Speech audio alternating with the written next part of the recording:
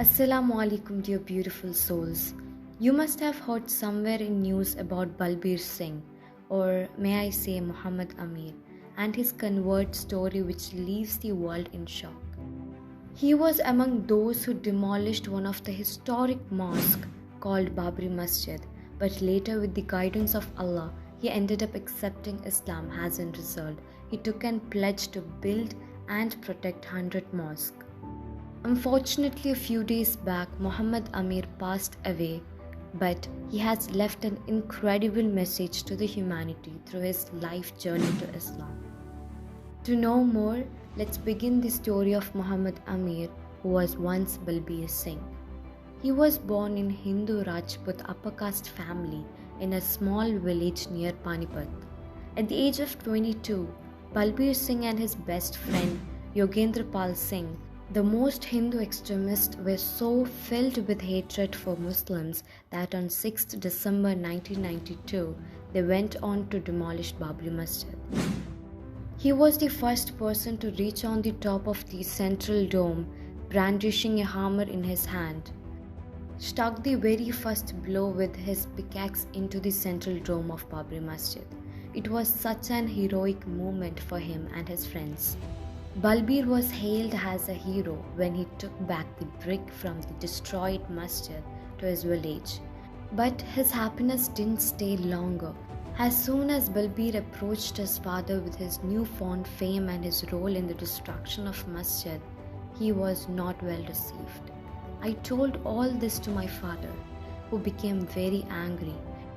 He was heartbroken and told me straight that he would not live with me because of my shameful conduct. He asked me to leave the house because he could not tolerate a person who pulled down the house of God.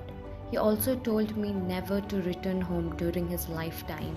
I tried to tell him about my popularity and my active part in the destruction of the mosque, but he did not pay any heed and started leaving the house himself. But I stopped him and I told that instead I would leave this house as I could not live with an anti-Ram Bhagwat person. One day, Yogendra, who was best friend of Balbir Singh, took out some bricks of Babri Masjid and invited Hindus to come and urinate on them. A big crowd assembled there and urinated on them. This time, Allah showed no mercy. After 4 or 5 days, Yogendra became mentally ill. He became mad and always remained naked. He was the only son of the respectable landlord. He used to tear away the dresses of his mother and wanted to misbehave with her sexually. Noticed by this, Yogendra's father became very worried and took him to many pundits and spell charmers. He prayed to God for forgiveness and distributed alms, but nothing worked. One day, Yogendra tried to molest his mother, but the neighbor saved her and enchained him. His father Chaudhry was so furious that he wanted to kill him. Then somebody told him to contact Maulana, who used to come to madrasa in Sonipat. This is where the story gets its first twist. Yogendra Pal's father approached the Imam of Bhavana Masjid and asked for a taviz for his son. The Imam declined to do so and instead arranged a meeting with Maulana Sahib of the madrasa. His father fell on his feet and narrated to Maulana the full story of destroying Babri Masjid. Maulana Sahib informed, those people who destroyed the sacred house of Lord had committed such a heinous crime that the entire world would have been destroyed by Almighty Allah. This man's suffering is nothing for such as caste crime, but to some extent, we, the Muslim, are also at fault as we fail to convey the teachings of Islam to the destroyers of Masjid.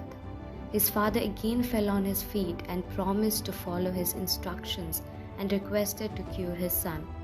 Maulana offered prayers and asked people to pray for Yogendra and his father. People coming out of Masjid were surprised to see that Yogendra had covered his private parts with his turban. Impressed by this, Chaudhry asked the Maulana to get him converted to Islam. When Chaudhry was about to go to Masjid, Yogendra said that he also wanted to become a Muslim. Both of them performed ablution and were named Muhammad Usman and Muhammad Umar. Meanwhile, Balbir's father died. He was grief-stricken at the destruction of Babri Masjid and with his son's participation in its destruction. Balbir's father would ask his wife, "Why hasn't the Lord given us birth in some Muslim family? Being Muslim, we could have been among the oppressed, not the oppressors." Balbir narrated, "He shown his anguish and despair to my mother and wished to be reborn among Muslims to bear such tyranny. He had strictly forbidden my presence at his funeral and asked to be buried like Muslims. My mother acted on his will and informed me after 8 days of his death. This made me very sad and heartbroken. I began to realize that the destruction of the masjid was an act of tyranny. Whenever I went to my mother, she used to weep and hold me responsible for the death of my noble father and condemned me. Then I stopped going home. Later, after 6 months, Muhammad Amir returned from Jamaat tour and told his story to Balbir. Balbir was filled with fear, disgust and amazement and was worried that he might also suffer the same fate as Yogendra. Muhammad Amir, who was once Yogendra, suggested to Balbir to meet with this Maulana at Sonipat. When they met, the Maulana said to Balbir, "The Lord of Lords can punish you with the same treatment as he did with the wrongdoer, Yogendra. Be sure if you do not get any punishment in this life, you are doomed to a horrible torment in the next world." What do you think what happened next?